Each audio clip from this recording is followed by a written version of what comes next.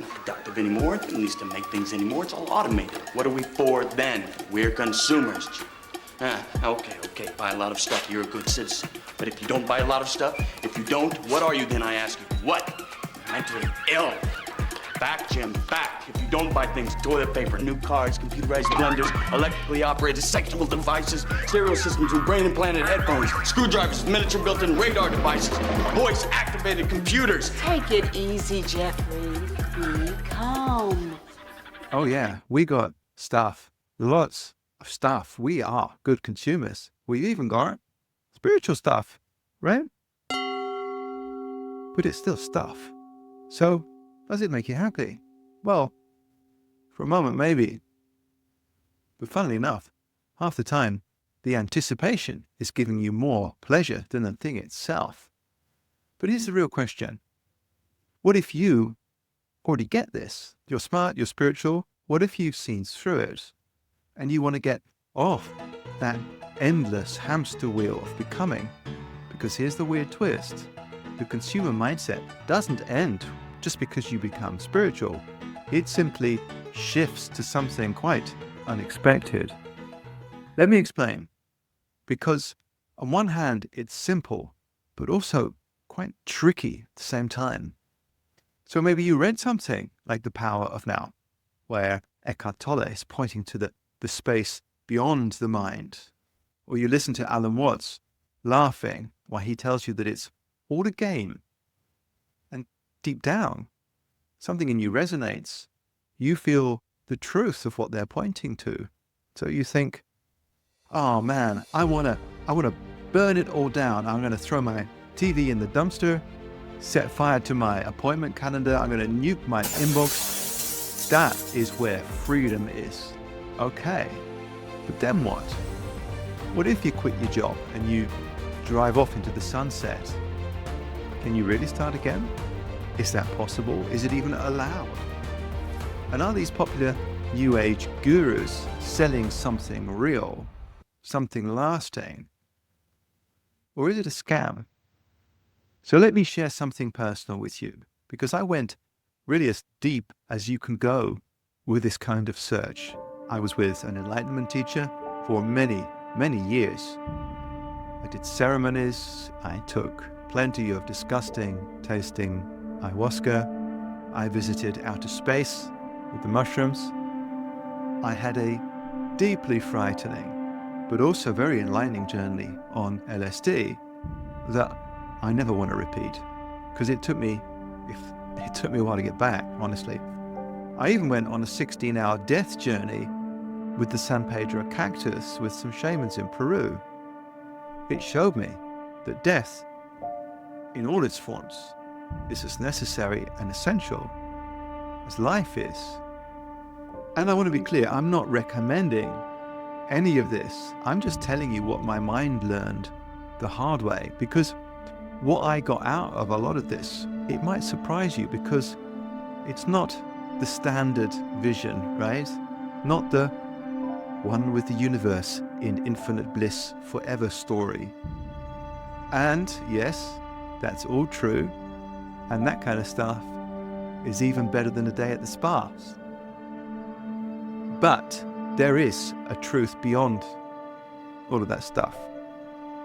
It's something better, and it's something way worse and more difficult to talk about at the same time. And most of the time, honestly, I choose not to speak of it because either people don't really get it or they get kind of mad. But I'm going to take a chance today because maybe you were meant to hear this. You decide. Most of us, whether we realize it or not, are looking for an end. We want an escape. Life's tough. We're in a lot of suffering. So we want to get to God's golden shore. I get it. You know, that place where the rivers run with endless kombucha and there is more than enough for anyone. We're looking for heaven. We're looking for utopia. We're looking to get to the end of suffering.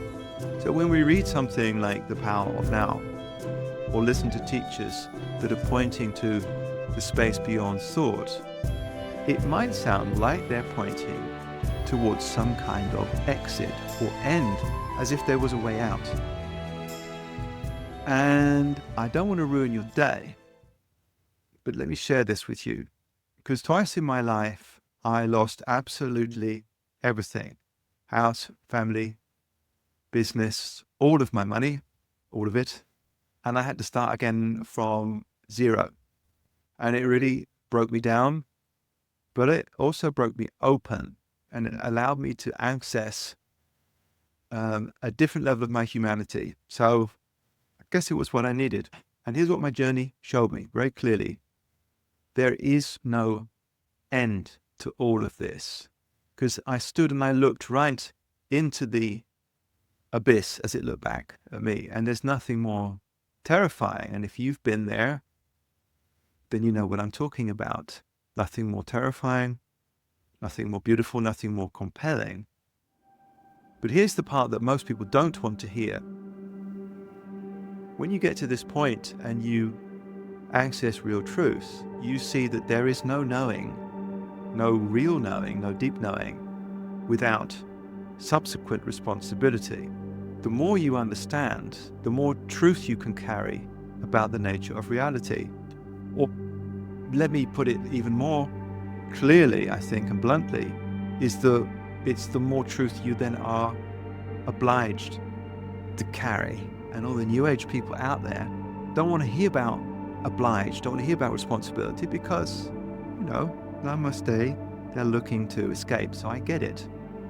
But really, you are going to find a lot of responsibility the deeper you go.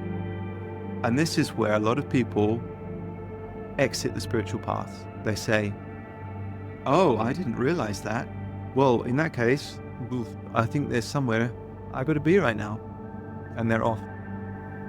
Because there really is a deeper reality than beautiful, blissful, non-dual awareness. So it's not all about just leave the world behind. It's not about just arriving. It's not about just leaving the world behind or rising above it. It's something else. You see, at the dead center of creation, there is an incredible paradox, because something came out of nothing. And that paradox cannot be resolved. Sure, we can temporarily escape into bliss consciousness, but we're always going to come back, because that paradox has to be held. It has to be carried, because something is being born out of that moment, every day. And let's think about it like this. As a human being, as a conscious human being, on one hand, you are holding infinite and perfect being. You're rooted in that, in the unmanifest. And on the other hand, a big part of you is rooted, existing in time and space. And you are the place where these two truths, these paradoxical truths, meet. You're the vehicle, right? You're the tension point at the center of that, which allows life to actually exist. So because you are holding this incredible, unbearable tension in this place where you say, I am, you're allowing life to exist. So I want to look beyond the New Age, and I'm not here to criticize healing work, right? All that kind of stuff is appropriate, necessary. Ceremony has its place, healing has its place. But at some point, we must be finished with our personal healing journey. Otherwise, what happens, and I've seen this with people, maybe you've noticed this as well, it can become a very powerful self-identity that will lock you into place. Oneness experiences can be profoundly important, but they are not the goal. They are simply signposts along the way. Does that make sense? If there's no exit, my gosh, that's scary. If there's no exit, what is freedom? Well, it's not just driving off into the sunset. It's not just burning your calendar and your to-do list. It's not becoming completely untouchable. In fact, it's about getting more into life. It's about taking on more with an ever open heart until there's nothing left but heart. And then in that process, who you thought you were dissolves. In that selfless giving to another, what is found by accident is actually that which fulfills you the most. You're not going to expect this, but this is actually what you find beyond becoming, beyond bliss state. And it exists where you are right this moment, right now. Thank you for listening. You made it all the way to the end. If you want to listen to some of my longer form podcasts where I go a bit deeper into many of these subjects, then check out my free community. Link is in the description below. And if you like the video, give me a thumbs up and subscribe to the channel.